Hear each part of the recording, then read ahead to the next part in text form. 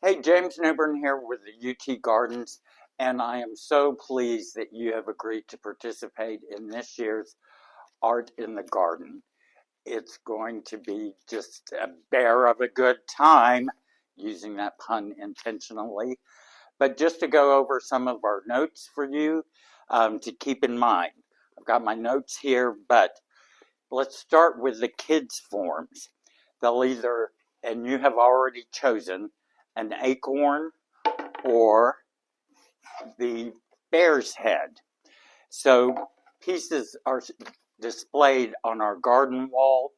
So it's really important that you paint one side and the edges. Your child does that because that's how it's displayed.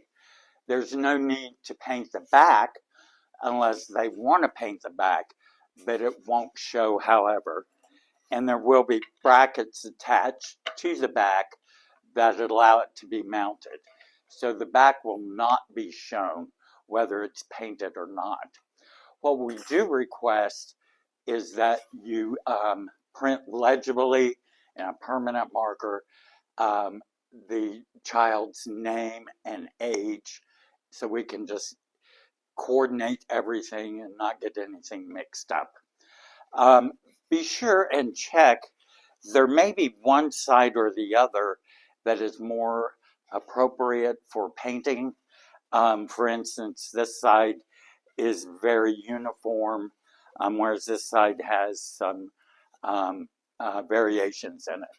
So look at both sides of the form to determine what you want to have on it. I think that's it for the kids' forms. For our adult forms and for the kids, stay tuned. We have information for both of you.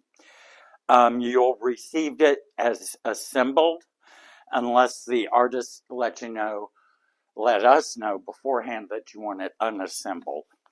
But you need to let us know before you pick that up. If you intend to alter the form, you must consult with Beth prior to doing so that we can address some issues that might arise.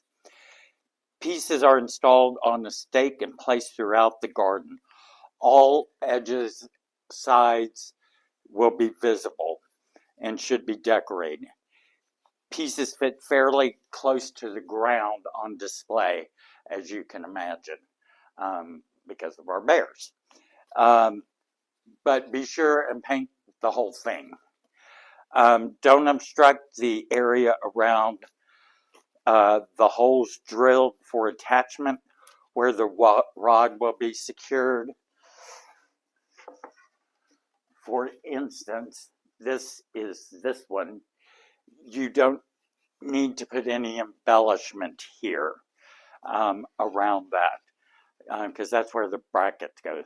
If you want to paint it, that's fine, but don't put any additional accoutrement on the where the holes are. Jerry's Artorama is once again providing a $10 gift certificate for adult artists. Let them know at checkout that you are a program artist. They will be given your name. We give them a list and they just have that at the register. So you can just go in there without a coupon or anything and get $10 from our wonderful Jerry's Artorama sponsor.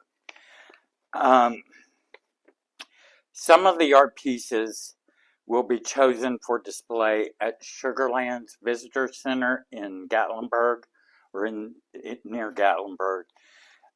You'll be able to elect out of consideration for the placement if you'd like.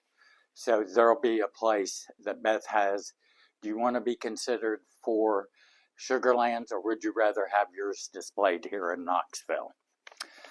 So for all artists, this is one of our most fun and popular fundraisers for the garden.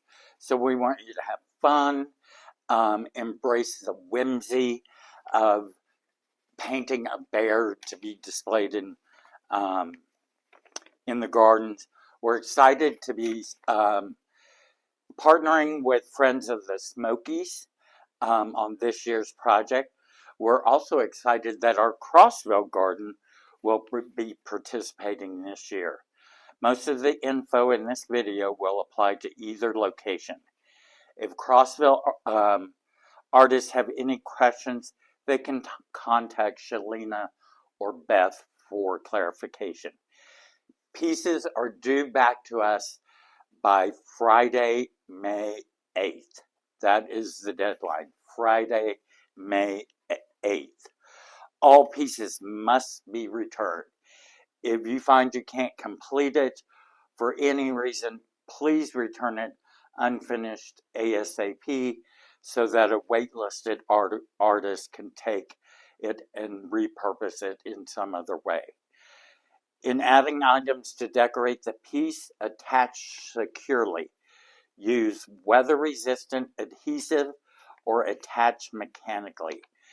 Elmer's glue, hot glue gun, etc. That type of adhesive will not hold up in the heat of summer. It'll just melt away. Pieces are not primed to allow for decorations other than paint, stain, or wood burning, for example, but you might want to prime before painting for increased durability. Please avoid using paper decoupage or alcohol inks. We have learned through experience that they are not durable throughout the summer. Pieces can be sealed by the artist using a clear outdoor sealant. Multiple light coats are recommended. If it's not sealed by the artist, we will seal the piece before installing in the gardens. So if you'd rather not be bothered with sealing it, we can take care of that for you. You'll be given a form to fill out and return with the piece to provide your info as you would like it to appear on the exhibit signage. That will be the artist's name, the title of the piece, the media used, acrylic paints, and chicken wire, something like that. And then an artist statement. If you want to say what you were thinking while you were creating this, or what your reaction to your piece is, give us a statement and we'll put it on the identification card, just like in the Guggenheim Museum. Our opening reception will be June 5th. That's the first Friday of June from 5:30 to 7:30. We encourage you to attend along with your friends and family. The event is open to the public.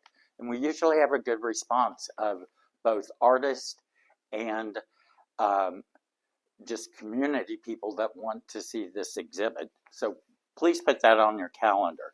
Friday, June 5th at 5:30. Pieces will be displayed in the gardens throughout the summer of 2026. All pieces will be available for purchase at an online auction in late September. Knoxville and Crossville will have separate accounts, but you will be wonderfully surprised at the variety of themes that artists have chosen to paint. So you may find one other than your own that you want to purchase yourself. So be sure and enter the auction. But that's it. Again, we are looking forward to a great summer of art in the garden. The expansion is exciting, and we look forward to your participation. And thank you for your support for the UT Gardens Art in the Garden project.